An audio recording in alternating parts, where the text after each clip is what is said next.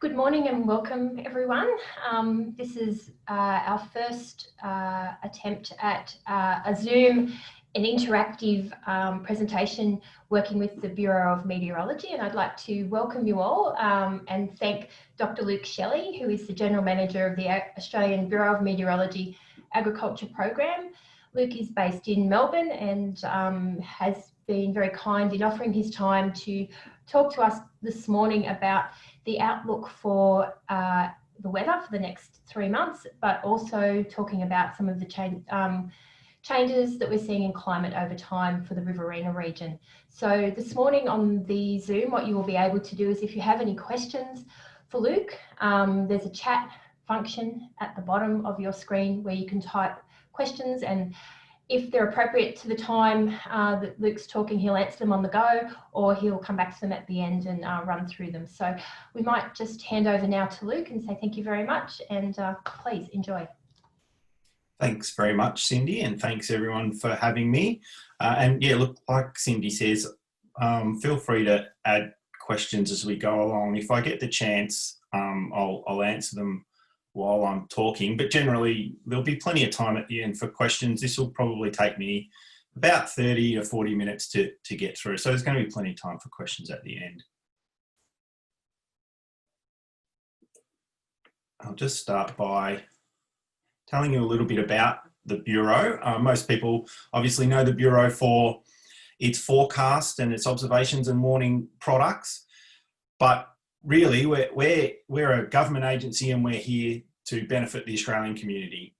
And we're also, the other part of our strategy is to drive competitive advantage for business and industries, and that includes agriculture. So like Cindy said, I'm part of a program called the Agriculture Program, and it's our role to understand the needs of agriculture and to feed those insights back into the organisation so that we can continue to improve our products and services. But ultimately what we're trying to do is create value and impact for Australians.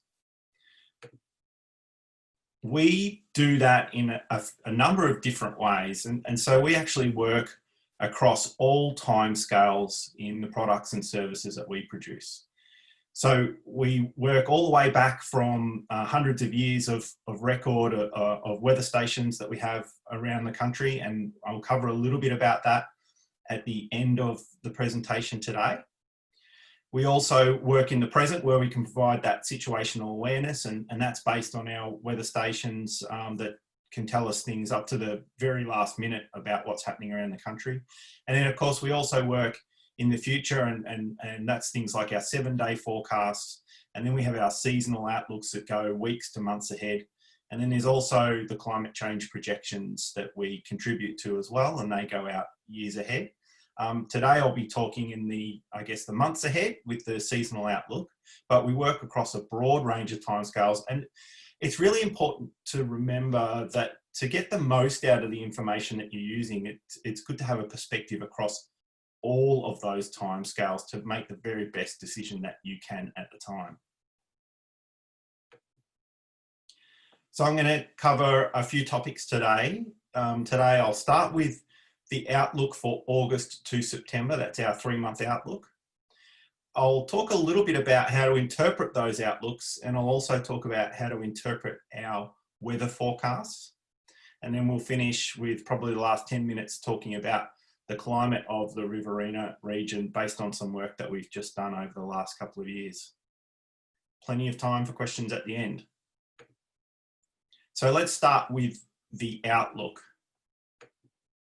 This is the outlook for August to October for the whole country. It's all 3 months combined, so it doesn't represent any one individual month. What the map shows here is that the scale on the right is indicating the chance of receiving the average rainfall for that region. So anywhere that's actually coloured brown would mean that over that 3-month period, that region has a lower chance of receiving its average rainfall. Of course, there's really not any brown on the map apart from right up in the north of WA, just around the coast. But the flip side of that is anywhere that's showing the sort of green to blue colours is indicating that there's a higher chance of receiving the average rainfall. It doesn't mean that you're going to receive 80% more rainfall. It doesn't actually tell you about the quantity on this map. It really only refers to that baseline, which is the average. And I'll take you through what that means in a little bit more detail. Just having a look at this is just a screenshot that I've taken from our online system. And it's really showing, two periods here. So the outlook for August, and then the outlook on the right for August to October, and just zoomed in on the Riverina region. So you can sort of see Wagga, Griffith, Hay, Young there, and on the right is Canberra. Basically for August, what it's saying is that there's a slightly increased chance of getting the average rainfall. So that's about a 60 to 70% chance of getting the average rainfall.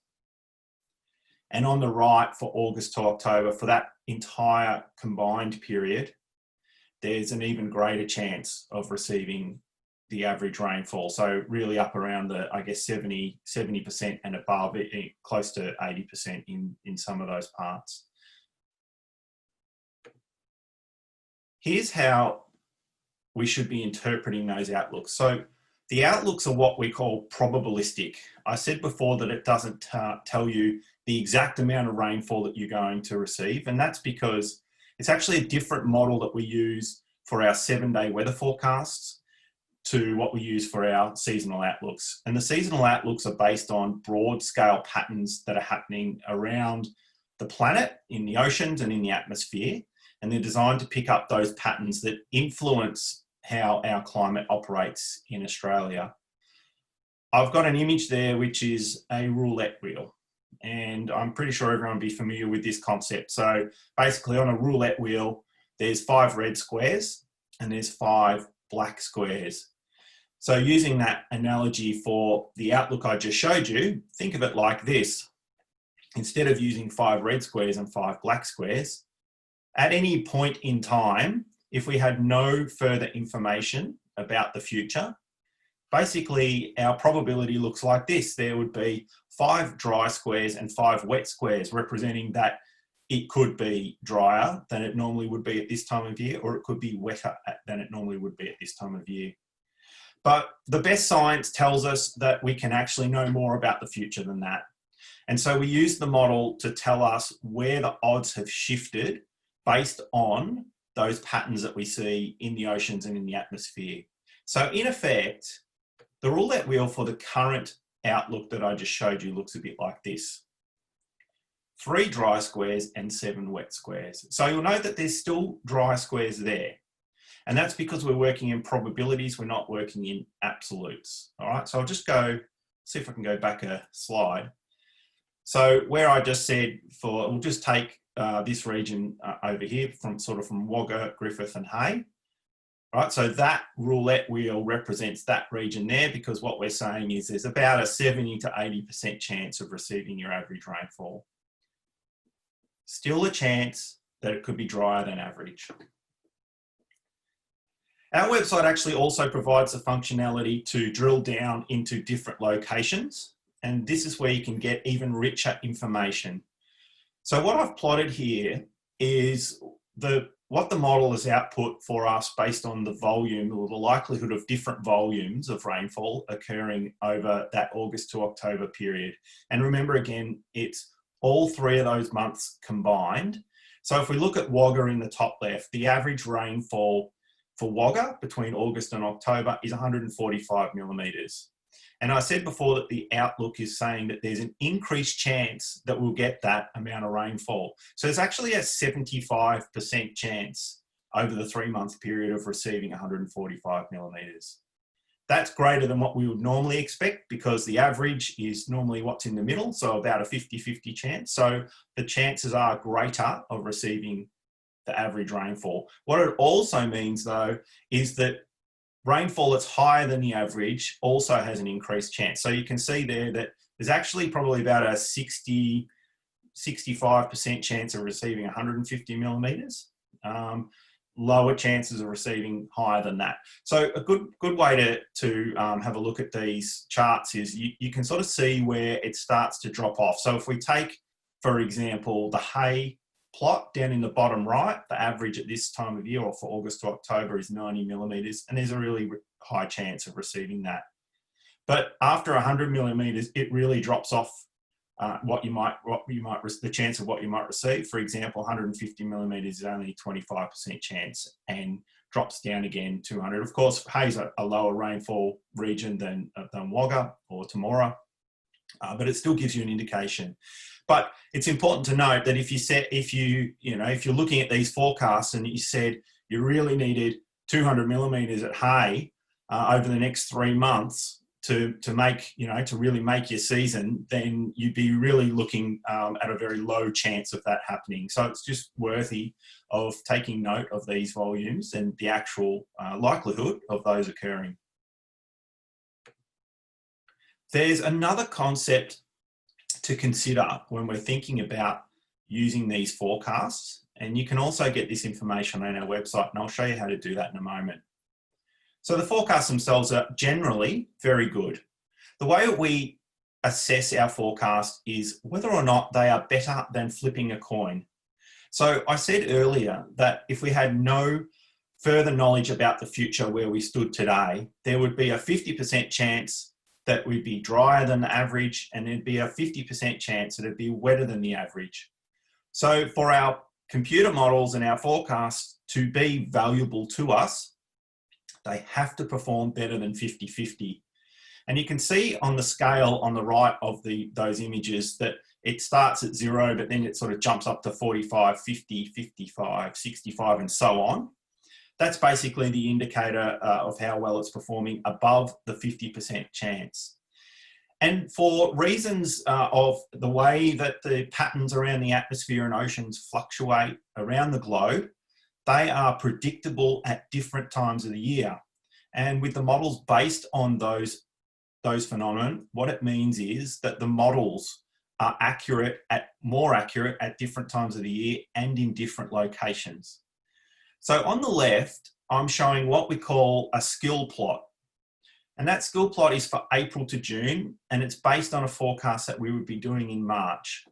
On the right is the forecast, the forecast that I've shown you today, the skill for the forecast that I've shown you today, which was created in July. We're in July now, and it's a forecast for August to October.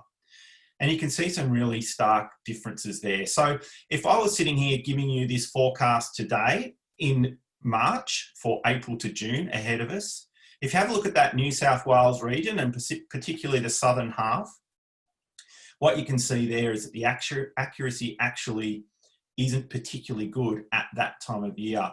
So if I told you that it was going to be a very wet period through April to June, it'd be very worthwhile to look at that skill plot and just have a think about how accurate that forecast has performed in the past. So this is actually an assessment of how well they've done in the past. It doesn't actually tell us whether or not the current forecast is going to be accurate.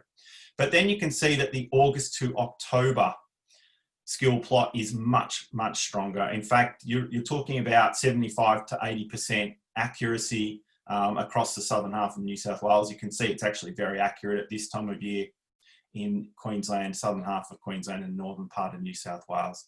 So that's just a concept to be aware of. Generally speaking, the accuracy of the models through autumn is poorer than it is at this time of the year, late winter and into spring and summer. And that's, again, based on those phenomena and the best science about predicting those phenomena occurring. Here's our Climate Outlooks portal. So everything I've shown you just today is available on this portal. When you land in the portal on the right, you can see there's a number of different time steps. So you can actually get forecasts for August, September, and August to October. The reason why that we combine them over 3-month periods is because the further you go out, the less accurate it is to predict what's going to occur.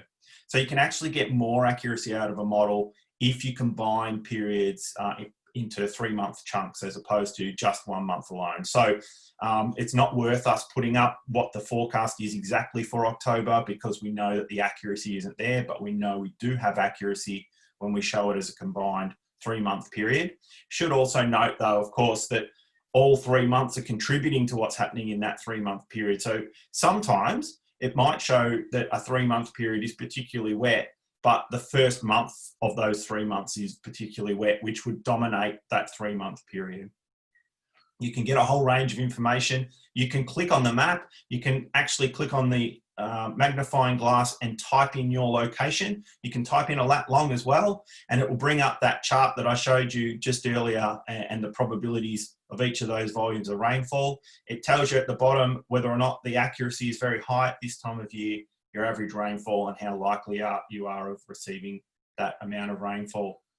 There's also a monthly video that we do which gives a national overview, and that can be worth watching as well just to understand what's happening in the atmosphere around us.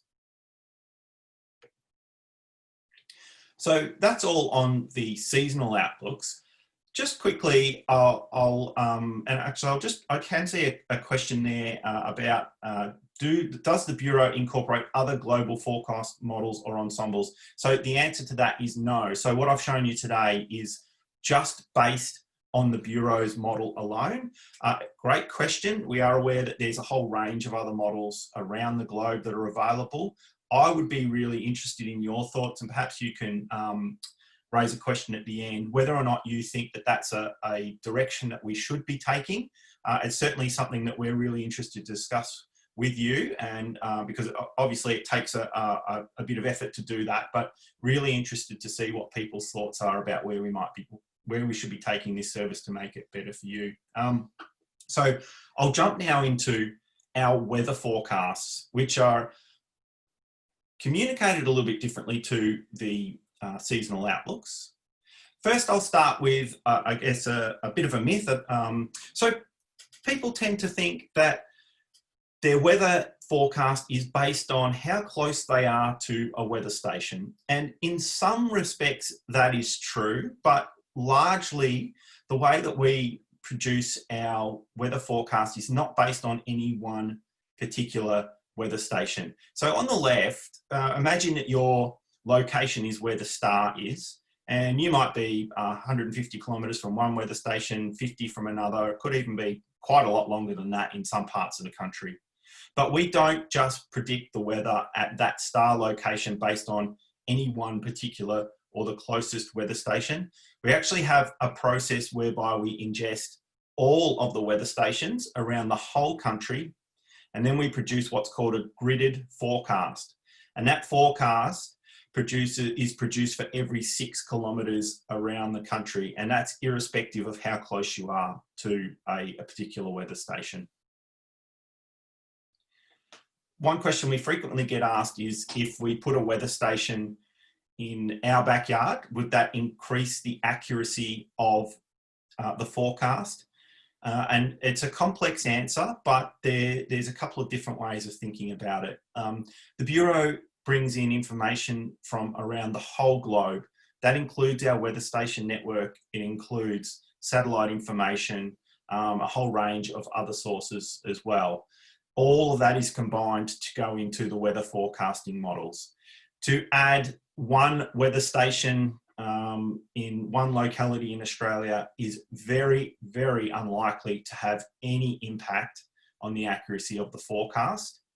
There are some other techniques that you can use though, whereby if you do have your own weather station, you can then calibrate the forecast to that local weather station, and that has been shown to have some increases in accuracy. That's the sort of thing that I guess is in the space of artificial intelligence and that sort of thing, and that's certainly an area that our research department is moving into. So we will see increases over time, but generally speaking, to get significant increases in accuracy, you do have to invest in high resolution networks around the country, and there's certainly some private companies that are doing that now, particularly in cotton growing areas. There's some grain and wine growing areas down in South Australia that are doing that as well. And I'm sure that you can probably think of some that are in your local region as well. Here is a forecast for today. It's definitely not for the Riverina, sorry. It's actually from Tassie, where they're expecting quite a bit of rainfall today. This is the common way that you will see us present our weather forecast.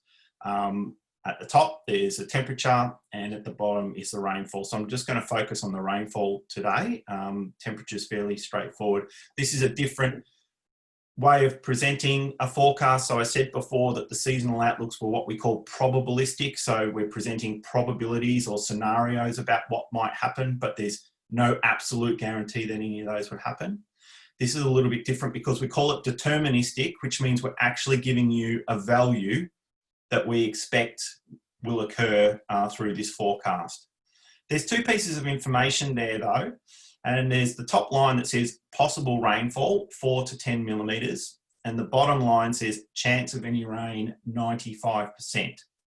Frequently, I hear that people interpret this to mean that there is a 95% chance of receiving 4 to 10 millimetres, and that's not actually correct. I'll start with the bottom line, chance of any rain. The definition of chance of any rain is that any rain will fall. And any rain to the Bureau of Meteorology is the minimum amount that would be recorded by one of our weather stations. The minimum that our weather stations can record is 0.2 millimetres. So that's not a lot of rain, and I'm sure that you would agree that that's not particularly useful amount of rain for yourself or your business. But the bottom line means that there's a 95% chance of 0.2 millimetres. The possible rainfall is where it gets a little bit more tricky. And the first figure represents the 50% chance of what you might receive in the forecast today. And the second figure, 10 millimetres, represents the 25% chance of what you might receive today. So the first figure, 4 millimetres, is a flip of a coin. 50-50, you might get 4 millimetres. And then 10 millimetres is, flip a coin 4 times, and 1 out of 4, you might get that. So it's actually a much lower probability of receiving that amount of rainfall than you might think if you thought that 95% chance of 4 to 10 millimetres. So that's how you should actually read the forecast there. 95% chance of 0.2 millimetres, 50% chance of at least 4 millimetres, and 25% chance of 10 millimetres. So the way I like to describe it is a really high chance of not much, a slight chance or a medium chance of a bit of rain, and a really low chance of more than that. We are doing some work at the moment, investigating how we can communicate this better. It's not an easy thing to understand. It's a complex statement as it is. So I've actually been doing a little bit of work. We did circulate a survey over the last couple of months that went out to farmers to ask them about what they thought about this, but also how we could do it better. So there's a bit of work going on in the background. That won't come out immediately, but over the next 12 months, you'll start to see some changes in how we communicate things in the website, and always happy to hear people's feedback on this and how we can improve, just like I spoke about before with the seasonal outlooks. This is a way that you can actually get that a bit more detail out of your forecast. So I just showed you how you would see the forecast if you looked up on our app or if you looked up on the website. But we do have a dashboard called MetEye, and I've got the link there. But MetEye is how you can get more detail about your forecast for your area. Just like the seasonal outlook portal, you can type in your location or a lat long. And I've just highlighted where you can do that with the red boxes. There, you get a little pop-up that shows the forecast for that location over the week, but you can actually click on a little label there that says see text views for location, and I'll show you what that looks like. So if you were to do that for Griffith, this is what you would see. And you get on the left, you get a what we call a daily overview. And you start to get a better breakdown of what might happen throughout that day rather than just one figure representing the whole day, which is what the summary forecast I showed you before. So you can see there, it starts to, even though obviously today, I did this last week actually, but it did show that on that particular day, on Friday, there wasn't any chance of rain, certainly throughout the day, until only a small chance the next day. But you can at least see there that you've got those 3-hour periods. So that's going to help you understand when the rain might fall, more so than just looking at the overall. And then on the right-hand side, we've got a 3-hourly detailed forecast. And what you actually get there is even more information. So before I talked about the 50% chance and the 25% chance of different amounts of rainfall. And there's even a 10% chance listed in that table. So that's I guess, at the more extreme end of what you might receive. It's a low chance, 10% chance, 1 in 10, but it's still something you might get. And you can see that broken down by 3-hourly periods. Same for temperatures, UV, there's a whole range of information in there on wind, thunderstorms, snow. So these pages are very easy to put a shortcut on your browser or on your phone, and it's a great way of getting more detailed information throughout the day about what the forecast is saying, and that can be a much greater help than just the overall forecast. Again, this is an area that you'll likely see some changes coming over the next 12 months. So we've been doing, again, a lot of work behind the scenes in how we present this information and how we make it accessible, particularly on the mobile side of things. So you will see some changes about how much better we can present things using mobile in the future, and that's certainly where the business is taking it. So now let's finish on the climate of the Riverina region. And I'll introduce to you something called climate guides. So we just finished the climate guides late last year, in October last year, and this was a project that we worked with FarmLink and the CSIRO to produce what we call a climate guide for every NRM region around the country. So NRM regions in New South Wales are the LLS regions. They're called CMAs in Victoria, NRM regions in other states, but effectively there's about 56 of those across the country, and we did a climate guide for every one of those 56. The climate guide is a snapshot of the region's climate from 1959 to 2018, and it compares two 30-year periods in that range. The reason why we did that was because people told us that they felt that there was sort of two ranges of farmers who are still operating on the land. Some of those who have been operating since the 60s, 70s and 80s and still operating. And then there's a newer farmers who have really only got that recent memory back to, I guess, the 90s, 80s, late 80s, 90s, and now the 2000s.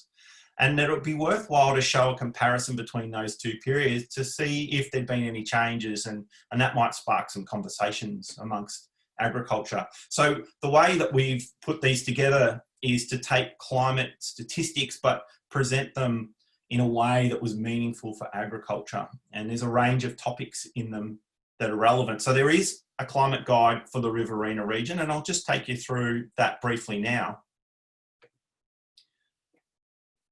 What we generally found for the Riverina was that annual average rainfall has been relatively stable, and I've just plotted up a number of weather station records there: Wagga, Tumut, Hay and Griffith. And first thing to note, of course, is not every weather station's been around for 100 or more years. Certainly the Griffith airport has only been open since the late 50s. But there's a fairly similar pattern for most of those weather stations there. And when I say it's been relatively stable, we're talking about fluctuations, if any, in the order of plus or minus 3 or 4%. And that's what we consider to be within natural variability. Now, of course, when I say stable, that doesn't mean that it's happened. It doesn't mean that you've gotten your average rainfall every year. There's still been those natural fluctuations within. And if you look at the charts there, you can see, clearly there's been some years that are around average. There's certainly been a number of years below average, and there's been those spikes where you can see the wetter years as well.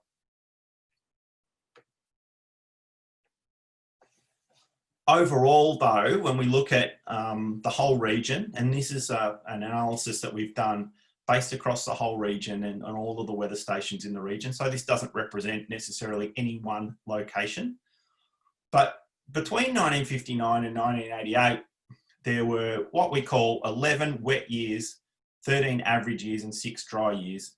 And we've classified wet years as the top 30%, the top third of rainfall records, and the dry years as the bottom third of rainfall records in that period. And then comparing that to 1989 to 2018, there are the same number of wet years, but there were less average years and there were 4 more dry years. And remember, of course, that that latter period had the millennium drought included in that, which is where you picked up most of the dry years. So, you know, in general, there's been an increase in dry years, no increase in wet years, but that increase in dry years has come from taking away from the average rainfall years.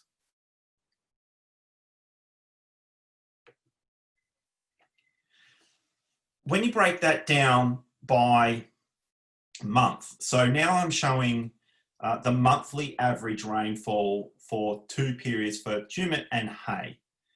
So just looking at the tumut chart, anywhere that there's a blue line represents the average rainfall for that month. So down the bottom is January, February, March, the month.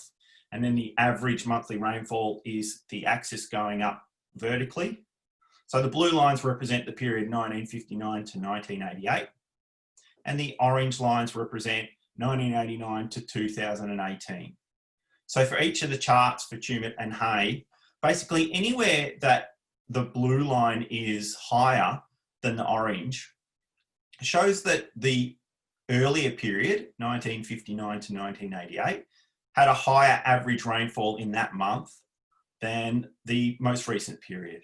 And I'll just highlight a couple of the changes that we've seen there. So if you just focus on really that autumn period, so we've got April and May, you can see that there's been some on average, a decrease in the rainfall that falls in those periods. You can also see some changes through spring, August, September, October, where you can see some slight changes in the drop off in the rainfall there.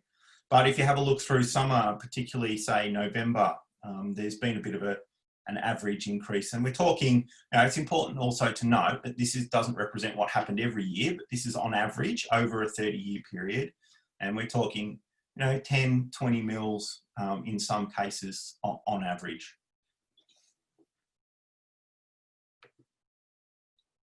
We also had a look at what we call frost potential. So frost potential doesn't actually tell us whether a frost occurred on the ground. The way we measure frost potential is that we take the weather station record, and the weather station sits about 1.5 metres off the surface, and 0 degrees at the weather station, 2 degrees at the weather station normally means 0 on the ground. So we've just taken that as an indicator of what we call frost potential. And again, the blue line represents the period 1959 to 1988, and the orange represents 1989 to 2018. And I'm showing Wagga, Hay, Griffith, and Tumut. So anywhere that the blue line is higher than the orange line shows that there were more potential for frost in that period in the previous period than it was to the most recent period. So if we have a look at Griffith in the bottom left, going along the bottom there is the month, and we can see that in the most recent 30-year period, the tendency to have frost in Griffith has dropped away through June and July, and really sort of remained fairly stable through the latter part of the season there. If you have a look at the top though, Wagga, you can see that actually there's been more frosts in the more recent, or more potential for frost, I should say, in the more recent period. And that is occurring later, and you can actually see that occurring, right out to October and November. Remember, just keep in mind, of course, that the data that we're showing here is average of frost days per week, and that's over the whole period. So it's actually only very small numbers. It doesn't mean that there were, 3 frosts a week per year, every year. In some cases, it might have only been 1 or 2 over a few year periods that can contribute to that. So it's useful just to see the pattern here as well. Tumut in the bottom right, so hay is a little bit similar to Wagga. Tumut in the bottom right is showing, generally speaking, a decrease in the potential for frost.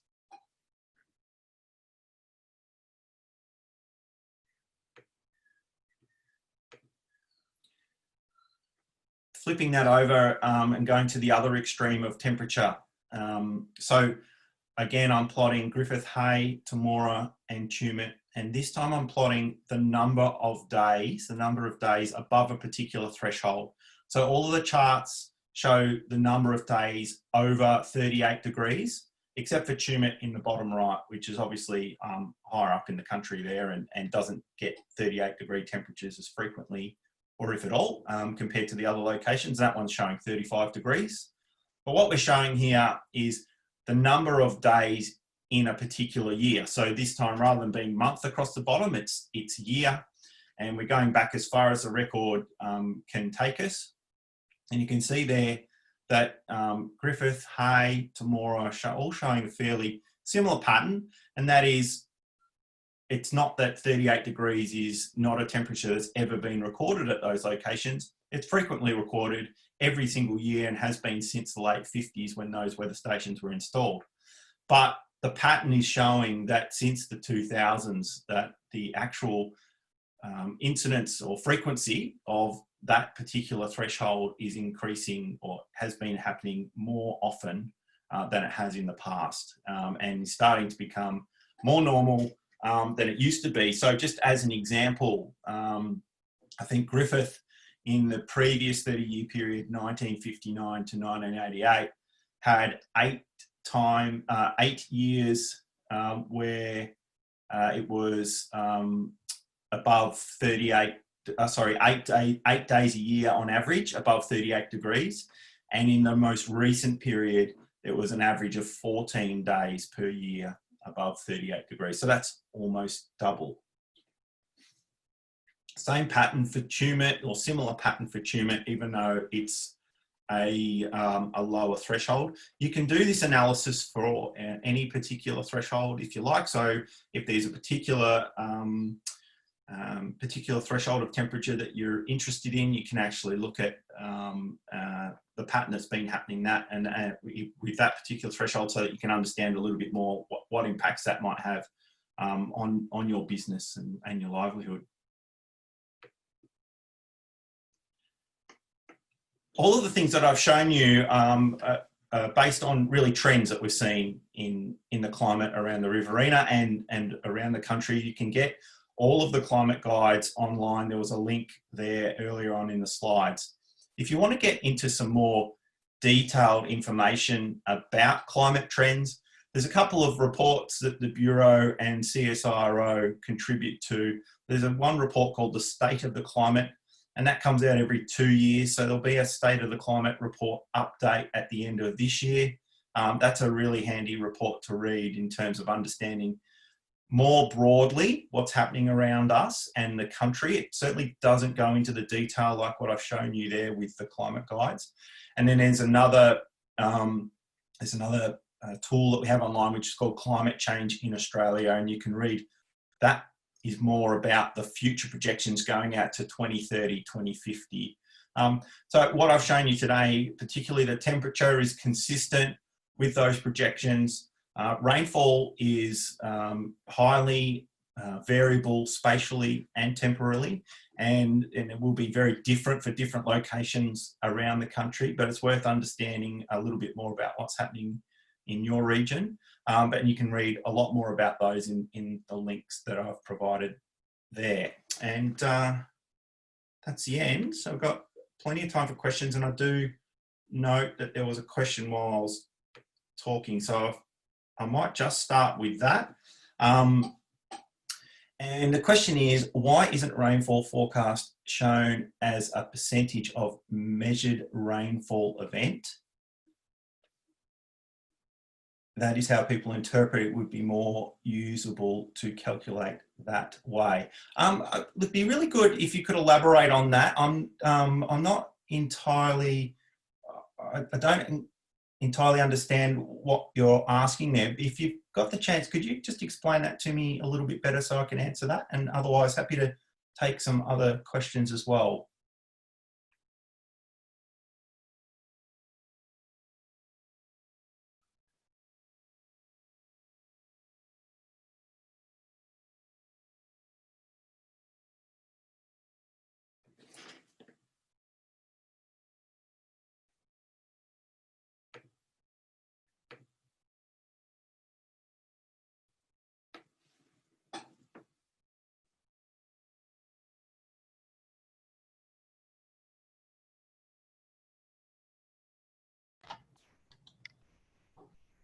So Luke, do you feel like we've answered all the questions? Are there any other issues that people might have that they would like to ask Luke while we've got the benefit of his expertise? Okay, well, if not, I would just like to say thank you very much, Luke, for your time this morning. It's been a pleasure to have you online, and thank you very much for the people who've joined us this morning. For your information, the webinar's been recorded and will go up on our website with some links so that you can go back through the presentation at your leisure and also share it with your network. So thank you very much, Luke, and thank you everyone for joining us. No problems. Thanks for having me.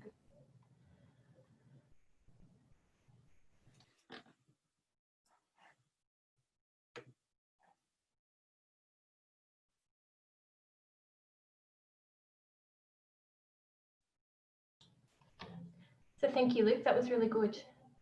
Great. Now, I've noticed there's a couple of questions there. Are people still on the line or not? There are 6 people still online, so 3 attendees.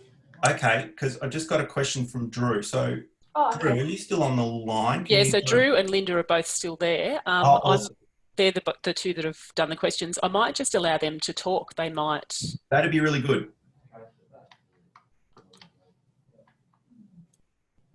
And then, yeah, you can hopefully have a conversation. So Drew and Christian, Drew and Linda, if you have, yeah, speaker and everything available, you can, yeah, have a chat with Luke. Sure. Thanks, Kylie. It's Drew speaking. Thanks very much for your presentation. It's always good to get a sort of rundown on how we need to interpret these forecasts. I guess I've had a bit to do with building systems and I guess being exposed to many different systems that are being used in the industry. And I guess one of them, it always comes up when talking with end users is why the BOM sort of doesn't incorporate global models. Obviously, there's a lot of money being spent domestically, but also internationally.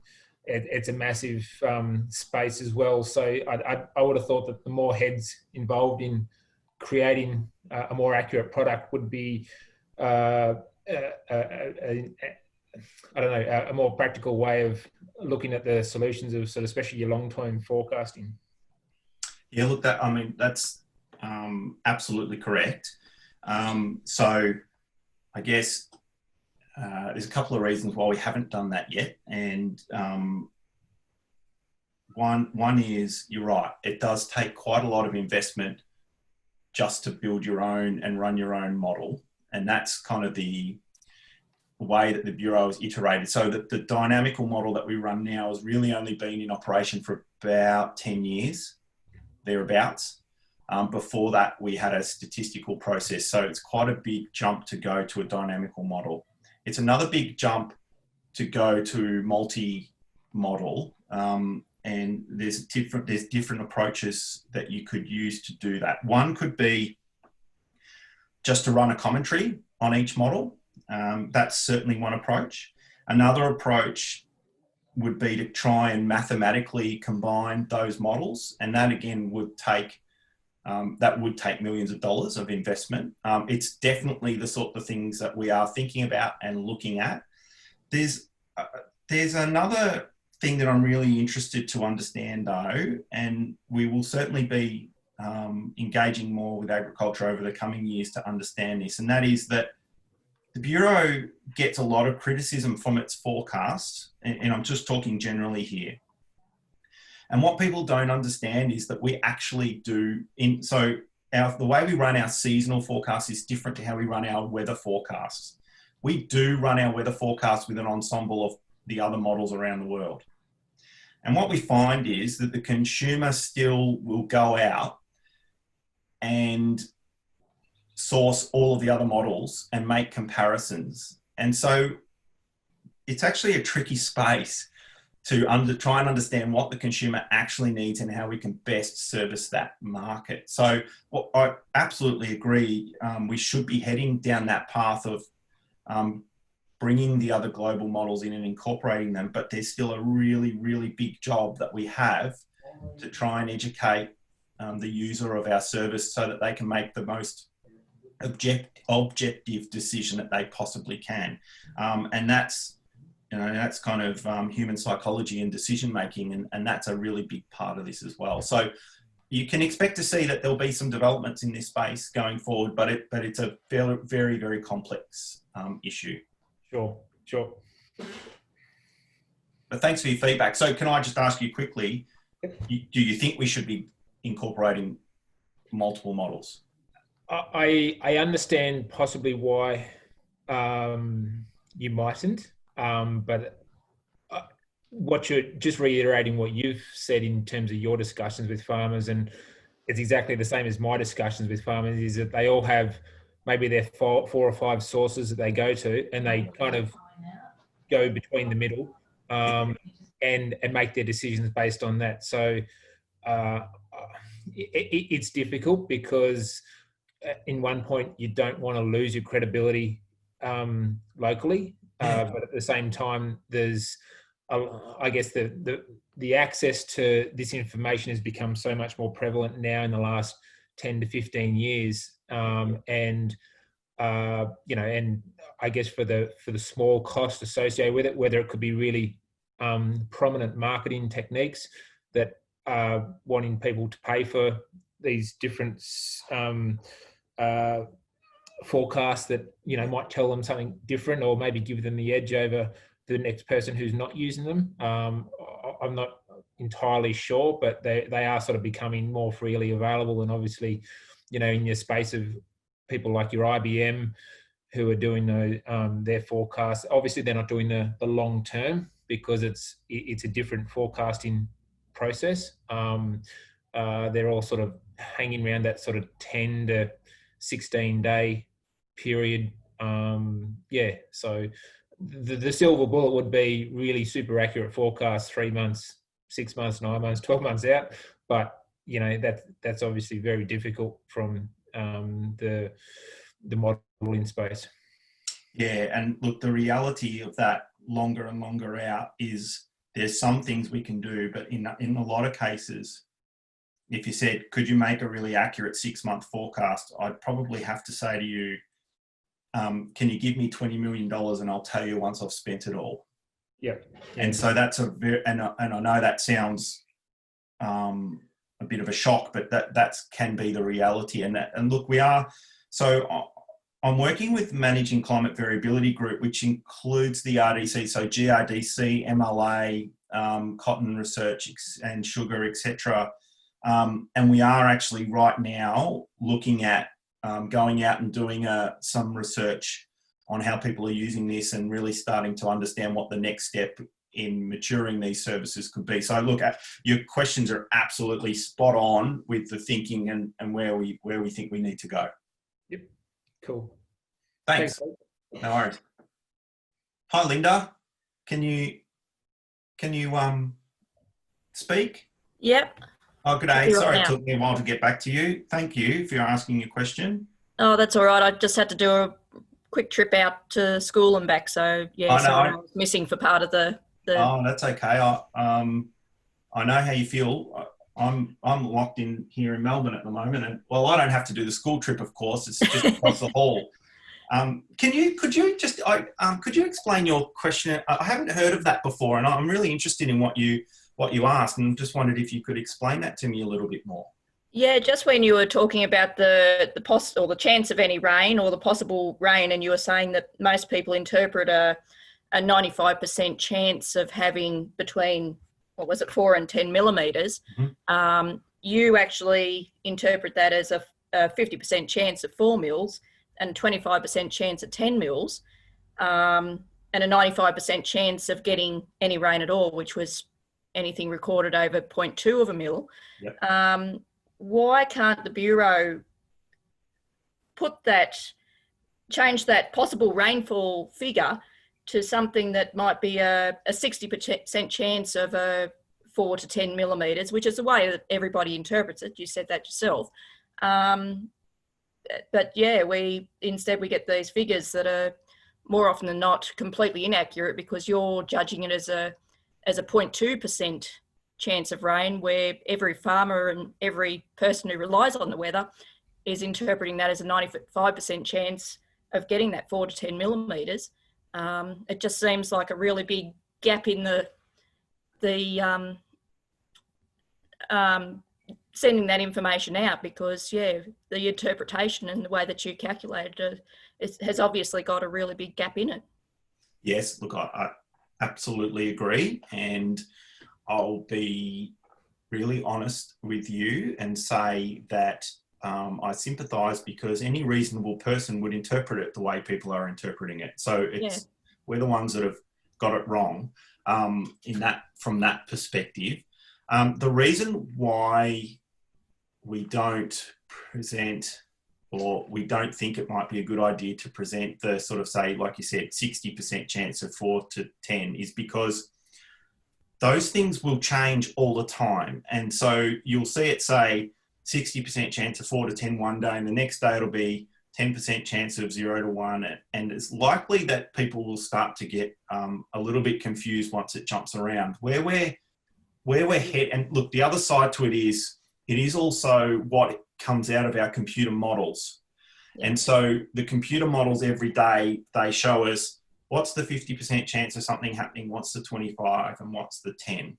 So I think that the hidden information there, the 50 and the 25% chance, that definitely needs to come out and be much clearer. Yeah. And that's where we've been working on. So what we're thinking at this stage is that if we leave the 50 and the 25, and you're absolutely right in saying that there's no wonder people think the Bureau gets the forecast wrong, because we're already pitching it in a way that's stacking the odds against us of getting it right. Yeah. So what we're looking at is keeping having a statement that says something like, there's a medium chance of 4 millimetres and in brackets 50%, and there's a low chance of 10 millimetres in brackets 25%, or something like that.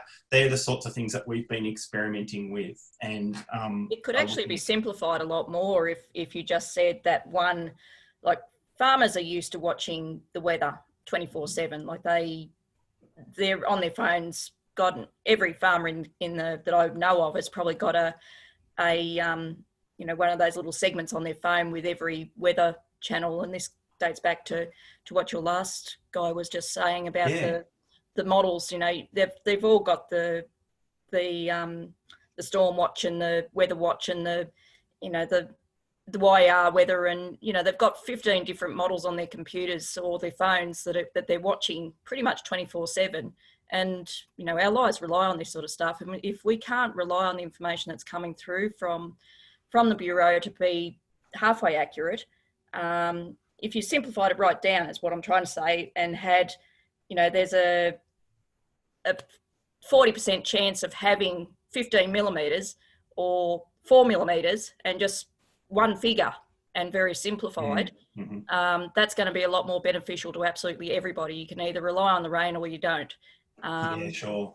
Rather than having that possibility of chance and probabilities and everything else, it just gets too complex and too complicated. And that's why people are going away from listening to the Bureau weather reports, because they're just not, the interpretation is not coming through. Sure, I appreciate that, and thanks for your feedback. The reality is that rainfall is highly variable and very difficult to forecast. Yeah. And we all know that. And you're probably better off watching the ant nest than we are trying to follow some of these models. Oh, no, that's not necessarily true. We have statistics that show the accuracy of our forecasts, but it's not straightforward, and it's not based on, did we say it was 10 millimetres and was it 10 millimetres? And that's why we show a range of probabilities, because in reality, there is always a range of what could happen. And what we predict will happen generally happens somewhere, but not everywhere. And this is also the problems. And we might know that there's a front coming across that will bring rain, but it won't bring 10 millimetres everywhere. It might bring 10 millimetres to some parts of the district and only 4 or 0.2 at another part. And so that's and people are aware of that. Everybody knows that, but you've only got to look across the fence, and there's always the person next door's always got more or less. It's that's just the nature of weather and of rain. So, but just that, yeah, just slightly more simplified version of explaining, you know, what we should be looking towards, not what we have actually are going to get, but yeah, just what that possibility is of getting a set amount of rainfall rather than, you know, yeah, the possibility of 50 or 25%, you might get this and you might get that, but yeah, which is really no more accurate than what a simplified version of that would be anyway.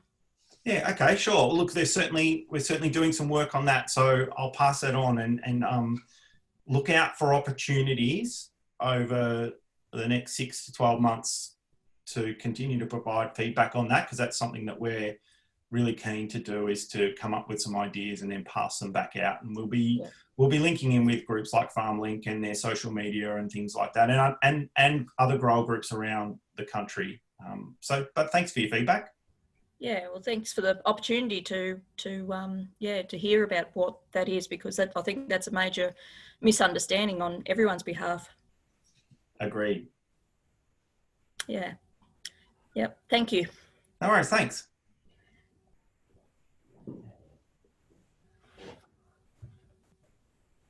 Okay, so Drew, Linda, I see Paul Griffin, you're still on the line. Are there any more questions for Luke while we've got the opportunity to chat with him, or we should move on? No, I'm good. Thanks very much for your time. Thanks, Cindy, for putting this on as well. Oh, I think it's credit to Luke. Thanks. So good. This is the most interaction I get with people these days. You've got a 5-year-old at home, don't you? Yeah. Very good. Okay, well, thank you, everyone. And hopefully we can do this again sometime.